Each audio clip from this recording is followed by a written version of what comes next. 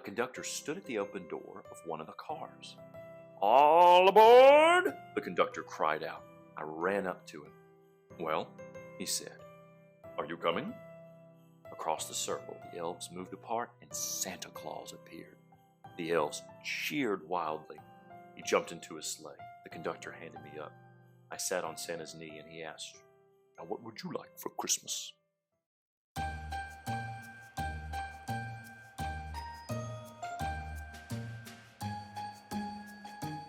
Hello! Today, we will be reading the book, The Polar Express. Let's dive on in. On Christmas Eve, many years ago, I lay quietly in my bed. I did not rustle the sheets. I breathed slowly and silently. I was listening for a sound a friend had told me I'd never hear. The ringing bells of Santa's sleigh. There is no Santa, my friend had insisted, but I knew he was wrong. Late that night, I did hear sounds, though not of ringing bells. From outside came the sounds of hissing steam and squeaking metal. I looked through my window and saw a train standing perfectly still in front of my house. It was wrapped in an apron of steam. Snowflakes fell lightly around it. A conductor stood at the open door of one of the cars. He took a large pocket watch from his vest, then looked up at my window. I put on my slippers and robe. I tiptoed downstairs and out the door. "All aboard!" the conductor cried out. I ran up to him. "Well," he said, "are you coming?" "Where?" I asked. "Why, to the North Pole, of course," was his answer. "This is the Polar Express." I took his outstretched hand and he pulled me aboard. The train was filled with other children, all in their pajamas and nightgowns. We sang Christmas carols and ate candies with nougat centers as white as snow. We drank hot cocoa as thick and rich as melted chocolate bars. Outside, the lights of towns and villages flickered in the distance as the Polar Express raced northward.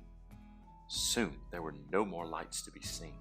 We traveled through cold, dark forest where lean wolves roamed and white-tailed rabbits hid from our train as it thundered through the quiet wilderness. We climbed mountains so high it seemed as if we would scrape the moon, but the Polar Express never slowed down. Faster and faster we ran along, rolling over peaks and through valleys like a car on a roller coaster. The mountains turned into hills, the hills to snow-covered plains. We crossed a barren desert of ice, the great polar ice cap. Lights appeared in the distance. They looked like the lights of a strange ocean liner sailing on a frozen sea. "There," said the conductor, "is the North Pole." The North Pole. It was a huge city standing alone at the top of the world, filled with factories where every Christmas toy was made. At first, we saw no elves. "They're gathering at the center of the city," the conductor told us.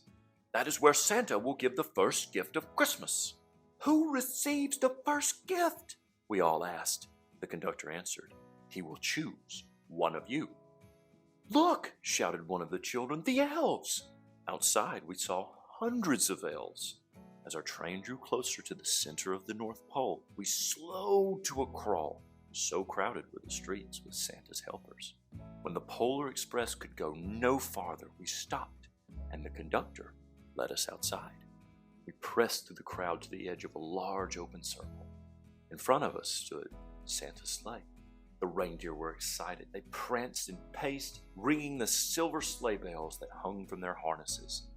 It was a magical sound like nothing I'd ever heard. Across the circle, the elves moved apart and Santa Claus appeared. The elves cheered wildly. He marched over to us and pointing to me said, "Let's have this fellow here." He jumped into his sleigh. The conductor handed me up. I sat on Santa's knee and he asked, "Now what would you like for Christmas?" I knew that I could have any gift I could imagine, but the thing I wanted most for Christmas was not inside Santa's giant bag. What I wanted more than anything was one silver bell from Santa's sleigh. When I asked, Santa smiled. Then he gave me a hug and told an elf to cut a bell from a reindeer's harness. The elf tossed it up to Santa. He stood, holding the bell high above him and called out, "The first gift of Christmas!" The clock struck midnight as the elves roared their approval. Santa handed the bell to me, and I put it in my bathrobe pocket. The conductor helped me down from the sleigh. Santa shouted out the reindeers' names and cracked his whip. His team charged forward and climbed into the air. Santa circled once above us, then disappeared in the cold, dark polar sky. As soon as we were back inside the Polar Express, the other children asked to see the bell. I reached into my pocket, but the only thing I felt was a hole. I had lost the silver bell from Santa Claus's sleigh. "Let's hurry outside and look for it," one of the children said. The train gave a sudden lurch and started moving. We were on our way home. It broke my heart to lose the bell. When the train reached my house, I sadly left the other children. I stood at my doorway and waved goodbye. The conductor said something from the moving train, but I couldn't hear him. "What?" I yelled out. He cupped his hands around his mouth. "Merry Christmas!" he shouted.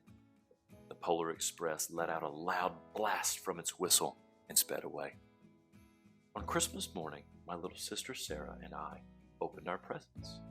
When it looked as if everything had been unwrapped, Sarah found one last small box behind the tree. It had my name on it. Inside was the silver bell.